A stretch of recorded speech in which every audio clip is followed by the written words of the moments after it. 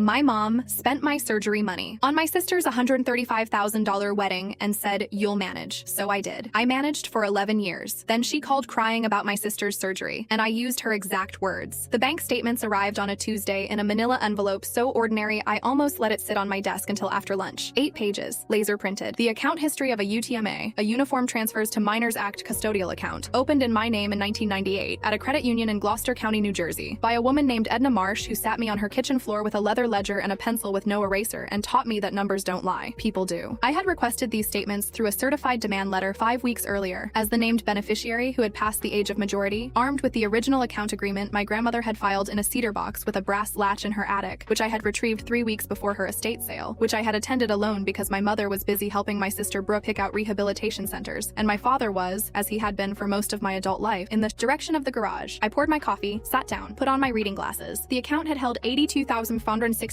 on the day I called my mother and told her my surgeon said I needed a spinal fusion or I was looking at permanent nerve damage to my left leg. I looked at that number for a long moment. $82,000. There, waiting. The day I asked. Then I turned to page 3 and started reading the withdrawal history, and I did what I have done for 17 years as a forensic accountant. I followed the numbers. I followed them all the way to the peonies. My name is Wendy Marsh. I'm 36 years old. I find the number that doesn't balance. I find the entry someone hoped no one would read, buried in line 47 of a 60-line ledger, sitting quietly between 2 legitimate transactions, waiting for someone with the patience to look. When a hospital billing department can't account for $800,000 in processing fees over 4 years, they call me. When an office manager has been writing checks to a shell company for a decade, I find the pattern. When a nonprofit's books look clean at a distance and wrong up close, I am the up close. I built this practice from a home office with secondhand furniture and a Dell laptop that took 4 minutes to open Excel. I now have 6 employees, a suite on the 4th floor of a building in Cherry Hill, and a waiting list. I built it in a back brace. Then I built it with a surgical scar. Then I built it with the specific focus of someone who understands that the alternative to building is simply not building, and that is not something she is willing to accept. My grandmother taught me how to look at numbers. Edna Marsh was 71 when I was born and had been keeping her own books since before keeping your own books was something women were assumed capable of. She'd run the household finances for 43 years with a leather ledger and a mechanical pencil. No eraser, because she considered errors in arithmetic a form of carelessness rather than inevitability, and carelessness was a habit she declined to accommodate. When I was 9, she pulled me onto the kitchen floor beside her, not at the table, the floor. She said the floor kept you honest because you couldn't pretend to be comfortable. She showed me the ledger. Column A, income. Column B, expense. Column C, balance. She showed me how to reconcile, how to find the entry that was off by 11 cents and understand that 11 cents unaddressed became a habit, and a habit became a system, and a system eventually became a number large enough to matter. Numbers don't lie, Wendy. People do. Numbers just sit there until someone's willing to read them. She opened the UTMA account when I was 12. She explained it to me with the same clarity she explained the ledger. Uniform Transfers to Minors Act. Custodial account, irrevocable, in my name. My parents would manage it until I turned 21. Then it was mine, legally and completely. No further action required. This is for your future, she said. Not for anything else. Just yours. She died when I was 19. A stroke, quick, which she would have approved of because she did not believe in prolonged anything. She left behind the cedar box, the leather ledger, 43 years of household accounts, and an account in my name that she had been depositing into for 7 years. Birthday money, dividend checks, holiday transfers. The careful accumulation of a woman who understood that love expressed in numbers was love that could be counted. Final balance per the ledger, $67,400. I was 19, I was in college, I thought the money was safe. I thought a lot of things that turned out to be wrong about the people managing it. I was 25 when the pickup ran the red light on Route 3. I was driving a 2009 Toyota Camry, northbound green light, 4:47 p.m. on a Thursday in October. The impact was from the passenger side, a full-speed intersection collision, and what it did to my spine was compress 2 vertebrae and rupture the disc between them in a way that the ER radiologist described, with the careful language of someone telling you something bad, as significant and requiring urgent follow-up. The follow-up came 3 days later, in the office of a spinal surgeon named Dr. Paul Akindeel, 15 years of practice, fellowship trained, the kind of doctor who explains things in plain language because he has found that patients who understand their situation make better decisions than patients who don't. He showed me the MRI, the compression, the rupture, the nerve pathway being affected. You need a fusion, he said. L4, L5. We're looking at sooner rather than later. If we wait past roughly 6 months, you're risking permanent nerve damage to the lower left extremity. Numbness, weakness, possibly chronic pain that becomes unmanageable. I asked about cost. He gave me the range. North of $40,000 out of pocket with my insurance coverage at the time. Possibly closer to $48,000 depending on surgical duration and post-op care. I had $4,300 in savings, but Nana's account had the money. All my parents had to do was sign the release. I hadn't turned 21 yet. I was 3 months shy. The account was still under their management. One signature, one phone call to the credit union, and $40,000 could move from a custodial account to a surgical facility. I called my mother from the parking garage outside Dr. Akindeel's office. Honey, she said, and her voice had the quality it gets when she already knows what she's going to say, and and is choosing the entrance point. That account? There's barely anything left. The parking garage was cold. Cars were passing behind me. What do you mean barely anything? Your schooling, some fees, there were adjustments. Mom, Nana left $67,000 in that account. She showed me the ledger. What adjustments? She changed the subject to my sister's new curtains. Sage green, she said, for the living room. I stood in the parking garage with my back radiating and my left foot beginning to do the thing. The intermittent numbness that Dr. Akindale had warned me would get worse. And I listened to my mother describe curtains. I told myself she was processing, that she'd look into it, that there was a reasonable explanation for the word adjustments that didn't mean what I was afraid it meant. I called back the following week, still looking into it. The week after. The bank is being difficult. The week after that, she didn't pick up. By then, my left foot was going numb for hours at a time, and I had started sleeping in a recliner because lying flat made the pain worse. And I was wearing a back brace to work and telling my colleagues it was a minor injury that was being managed. And I had begun to understand, with the slow, terrible clarity of someone who doesn't want to arrive at a conclusion, that the account was not going to be made available to me. That same week, the week my mother stopped answering, my sister Brooke got engaged. Daniel Ferraro, commercial real estate. Good looking in the way of men who know they are. He proposed at a restaurant in the city with a ring my mother later described as, finally, something real. My mother's attention, which had always operated like a spotlight with a limited arc, completed its pivot. Peonies flown in from Holland, a chandelier rented from a specialty event company in North Carolina, 180 guests, a 6-course dinner by a caterer who worked exclusively from a private client list and had a 12-week booking minimum, a custom gown from a bridal atelier in Philadelphia, $135,000. I know the number because my mother said it the way people say things they're proud of, not quietly, not with any awareness of what was sitting 8 miles away, sleeping in a recliner with a back brace and a surgeon's timeline clicking down. I drove to her house on a Sunday. She was at the dining room table with a 3-ring binder, color-coded tabs, ivory for linens, sage for florals. Sage, I noticed, the same color as Brooke's new curtains, which I had been told about in lieu of information about my medical situation. I sat down across from her. Mom, Dr. Akindale says if I wait past June, I could lose permanent function in my leg. I need to access Nana's account. I need you to sign the release. She was looking at the binder, the florals tab, a photograph of a centerpiece arrangement. Brooke needs it more right now. I looked at her. She turned to the next tab. My father appeared in the doorway between the dining room and the kitchen. He looked at me. He looked at the floor. He walked back toward the garage. You're young, my mother said. She turned another page. You'll manage. She was right. In the worst possible way. I managed. I managed by doing the thing I have always done. I assessed the situation, identified what was within my control, and I worked. I applied for a medical payment plan with the hospital. 18 months, 0% interest, the kind that requires a credit check I almost didn't pass. I picked up consulting hours on weekends for a firm that needed someone who could read financial statements and didn't ask for much beyond accuracy. I moved to a smaller apartment, 1 bedroom, 3rd floor walk-up, because the rent differential was $340 a month, and $340 a month across 18 months was a number I could work with. I slept in the recliner for 14 more months. I wore the back brace. My left foot went numb for stretches of 4 and 6 and once 9 hours, and I would sit at my desk and work through it because the alternative was not working, and not working was not available. I had the surgery at 27. Dr. Akindale performed it. It went well. Textbook, he said, in the way surgeons say things they are pleased with. The recovery took 8 weeks of modified activity and 2 years of physical therapy. The hospital bill was $44,200. I paid it off in 5 years. I never touched the UTMA account again. Never asked about it. Never mentioned Nana's ledger. I built my practice. I learned to find the numbers people hoped no one would read. I got very, very good at it, and I waited. Not consciously, not with a plan, or not a plan I would have named out loud, but somewhere underneath the work, underneath the billing audits and the embezzlement patterns and the Excel models that reconstructed 11 years of skimmed revenue, something was waiting with the patience of a number that knows it's right. 11 years after I sat in that dining room and was told to manage, my mother called me on a Wednesday morning. She was crying in the way she cried when she wanted something, which was different from the way she cried when she was actually devastated, though I had spent long enough studying both to know the difference. Wendy, it's Brooke. I waited. Daniel left. 6 months ago, there were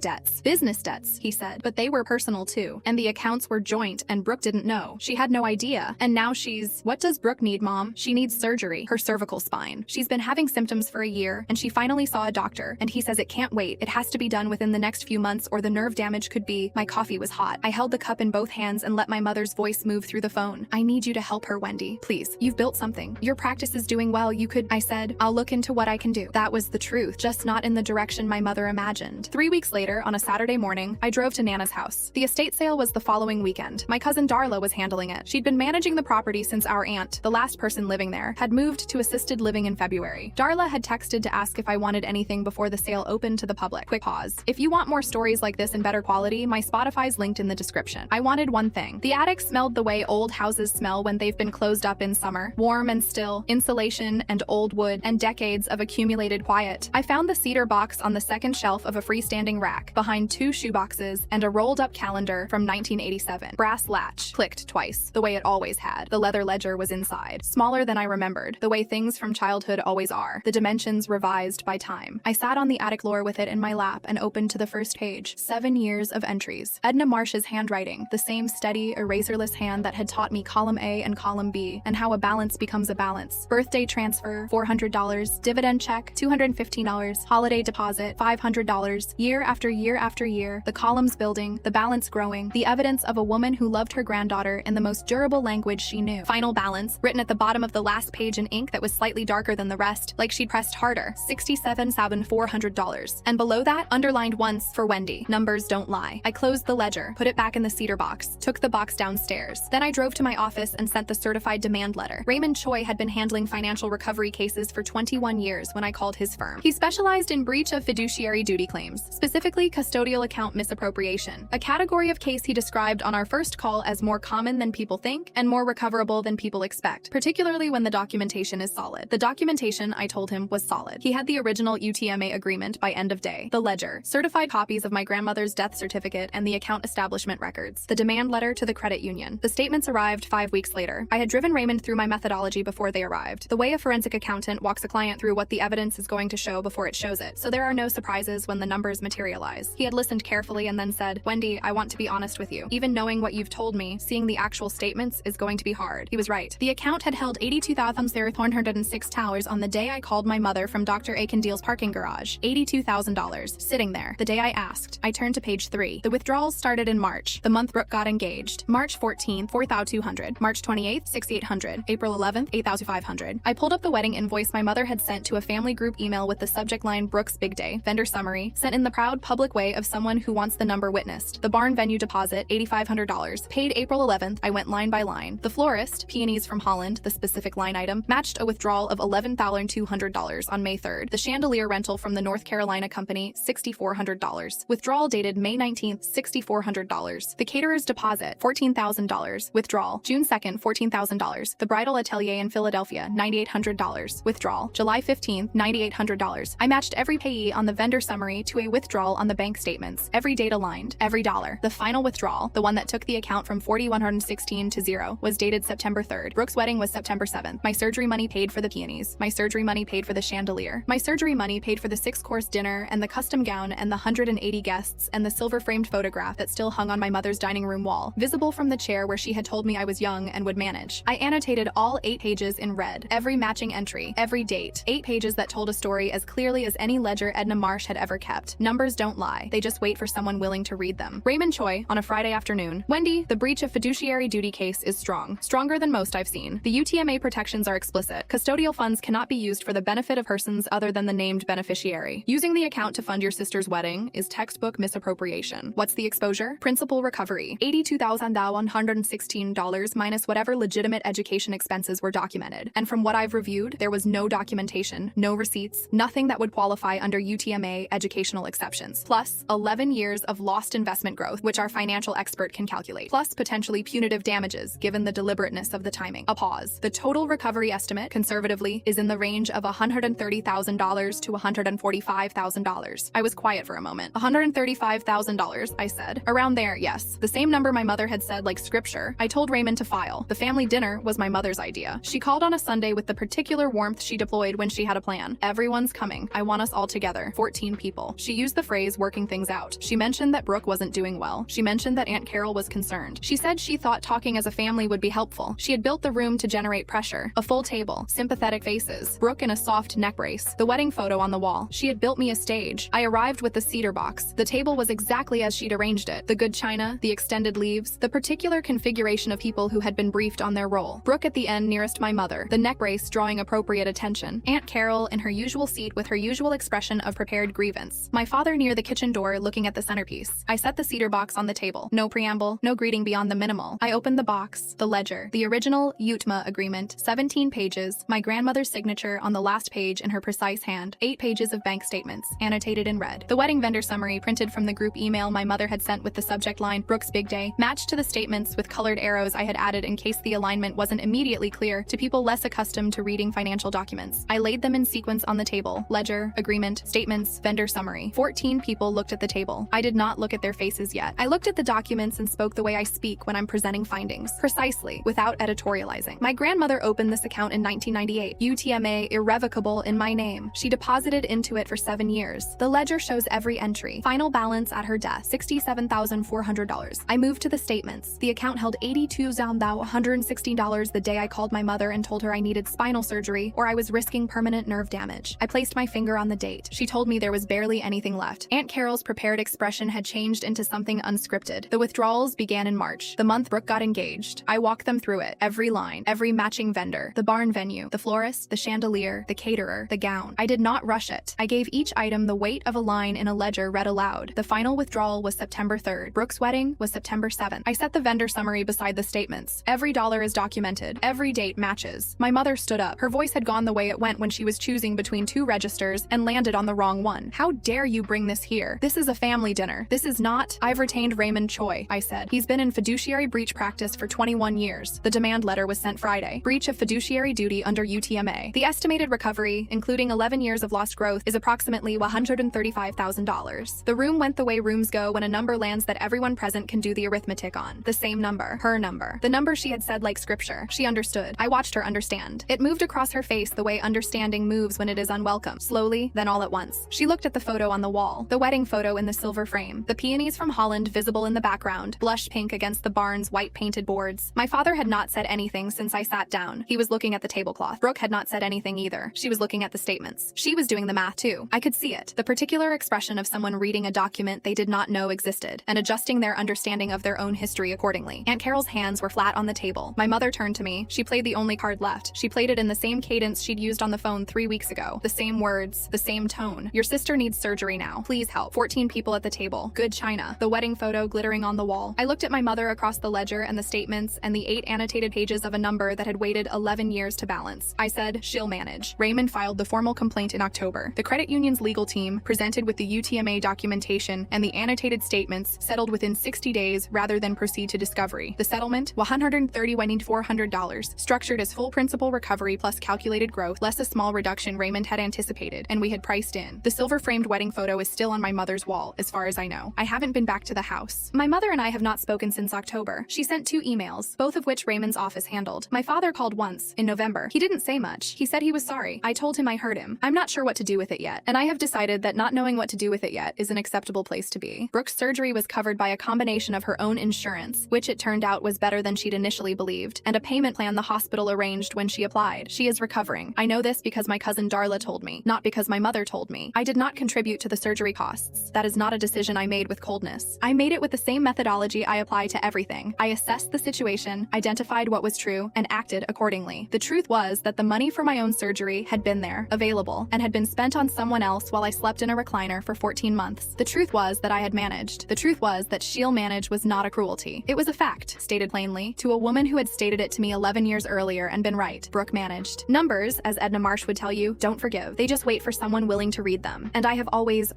been willing to read them. The cedar box is on the shelf behind my desk. The ledger is inside. I took it out once since the settlement, on a Sunday evening in December when the office was empty and the building was quiet. I opened it to the last page and read the final entry again. 7 years of deposits. The balance accumulating in Edna Marsh's steady, eraserless hand. For Wendy. Numbers don't lie. I closed it, put it back in the box, clicked the brass latch twice. Nana was right, as she was right about most things. The numbers didn't lie. They just needed someone to finally read them out loud.